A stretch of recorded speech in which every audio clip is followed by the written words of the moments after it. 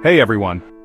Today we're diving into some serious news concerning the recent 7.7 magnitude earthquake that struck Myanmar and Thailand on March 28, 2025.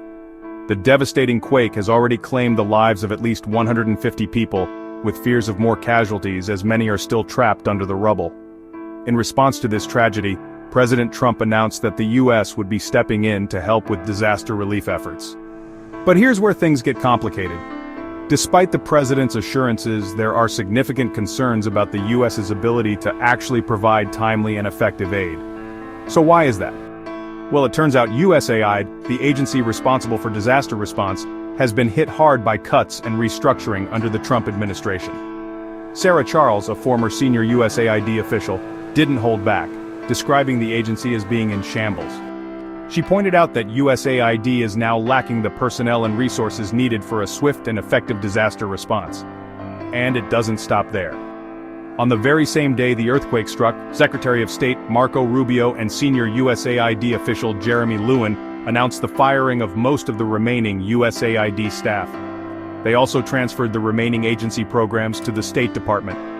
This follows a series of mass firings, forced leaves and contract terminations that have severely impacted USAID's operations since Trump took office. The cuts have already had a noticeable impact on disaster response capabilities. While urban search and rescue teams are still around, the contracts for their transportation to disaster areas have reportedly been cut. Plus, the coordination teams within USAID have been severely reduced. Despite all this, a State Department spokesperson, Tammy Bruce, stated that USAID still has a team of disaster experts ready to respond, and that their ability to perform their duties hasn't been impacted.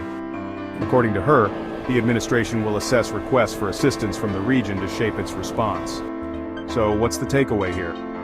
While the U.S. has pledged to help with the disaster response, the effectiveness of that help is up in the air due to significant cuts and restructuring within USAID.